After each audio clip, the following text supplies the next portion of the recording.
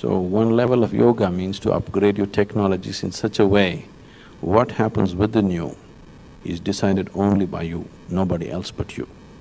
What happens outside of you, 100 different people decide. You never decide 100%, isn't it? Yes or no? Nobody gets to decide the outside 100%. We manage it, we manipulate it the way we want it to some extent, but that's all. Nobody has 100% control. But here, there is only one ingredient, that's you. At least here, you should decide what should happen within you, isn't it so? If you are deciding what should happen within you, what would you choose, misery or joy? See, that much intelligence everybody has, there's no problem at all.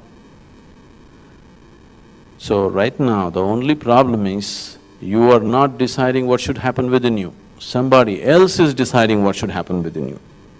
See, right now if somebody decides what kind of clothes you should wear, how you should sit, how you should stand, what you should eat, when you should sleep, when you should get up, everything, you call this slavery, isn't it? Yes or no? Now somebody is deciding what should happen within you. Is it not a more horrible slavery than anything else? Yes? The worst kind of slavery is, people are even deciding what should happen within you. This is a horrible form of slavery, and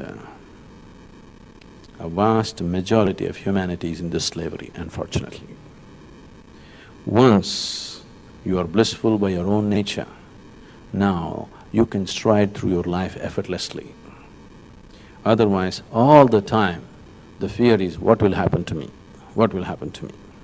What will happen to me means what? Maybe I will get some kind of suffering, that's the whole thing, isn't it? Maybe my happiness will go away, maybe my peace will go away. Now once nothing can happen to you, this is the way you are, it doesn't matter what it is, next moment if you have to die, this is the way you are. Now you can stride through your life effortlessly, otherwise your whole life is always half steps, never full steps, because the concern is always there, what will happen to me? This yoga means, this Isha Yoga is just an effort. I'm trying to add numbers to my bliss party. Are you interested? Every human being is capable of being like this.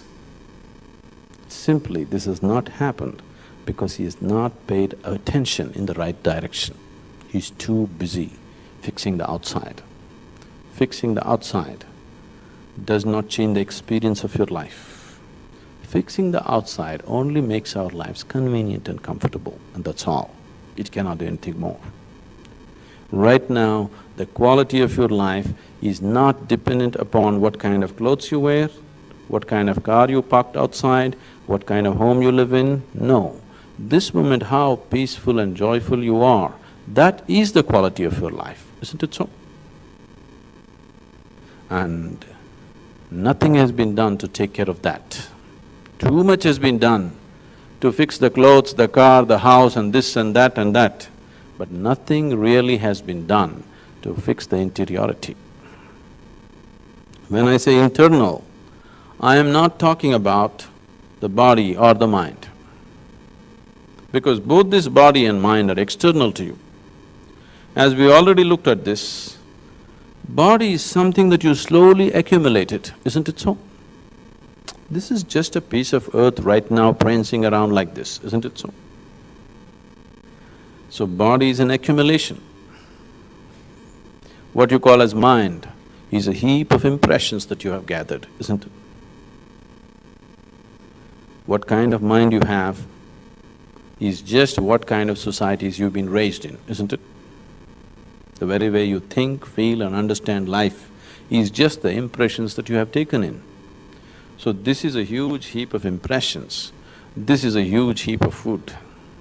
If you have to gather these two heaps, there must be something more fundamental or foundational within you, but that dimension has remained out of your experience. These two accumulations of body and mind are constantly subject to external realities because they belong to the external. You gather them from outside. You can drop them part by part, isn't it? You're 100 kgs, you could become 80 kgs, 50 kgs, you drop them. Similarly, mind also could be unloaded. Many things you forget and disappear, isn't it? So you can pick it up, you can drop it. If you have to pick up and drop things, there must be somebody here, isn't it? There must be somebody else here who is picking up things and dropping things, isn't it so? That somebody, that somethingness, that inner dimension has not come into experience. All the turmoil, all the struggle is rooted in this. All the disharmony you see within yourself and outside of yourself is coming from this basic dysfunction, that is, the innermost core has not come into experience, just the surface. The surface has no purpose of its own. It's just like, for example, the physical. The physical really has no purpose of its own. Just look at this. Physical is just like the peel of the fruit. A peel has no purpose of its own. Only as a protective layer to the fruit, it means something. The moment you eat the fruit, the peel goes straight to the trash can, isn't it? Now, this body is right now very important. We have to feed it, we have to clothe it, we have to decorate it, we have to pamper it in so many different ways. But tomorrow morning, the fruit inside, if it goes away, something that you never tasted, if it goes away, nobody wants to have anything to do with this peel, isn't it? Because the fruit is inside. This is so valuable. Once the fruit is gone, it doesn't mean anything.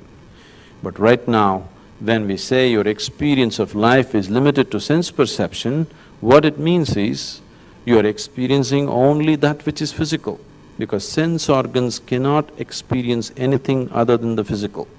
No, I have a mind. Your mind is also physical, in the sense. Right now you can see the light bulb is physical. It's very easy to see that. But the electricity behind it is also physical, subtle but still physical, isn't it so? The light that it is emanating is also physical, isn't it? Similarly, everything that you experience through the five senses is all physical, and physical has no purpose of its own, it's the peel of the fruit. If you're eating just the peel of the fruit, how life should be?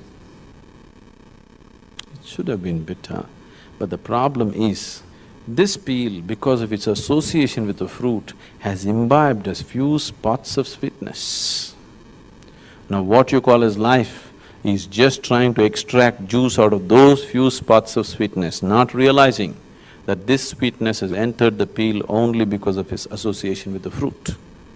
Somewhere, nature trusted your intelligence. If you put a drop of honey here and keep the honey jar up there, if the ants come and taste this, they go straight for the jar, isn't it? So nature trusted your intelligence.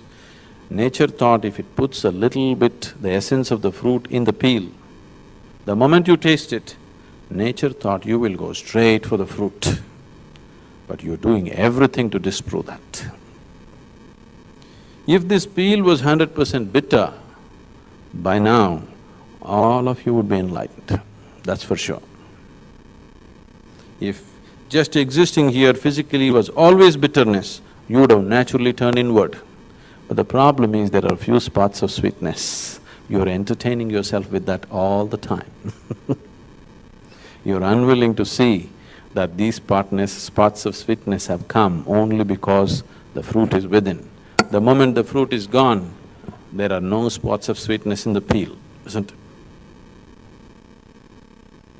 So yoga means not eating just the peel, tasting the fruit.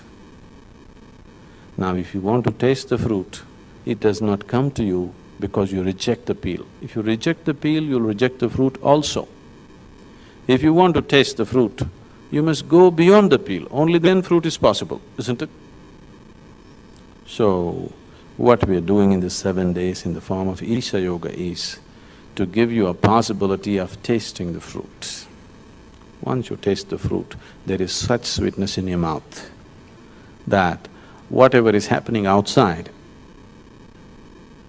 you can handle it very effortlessly.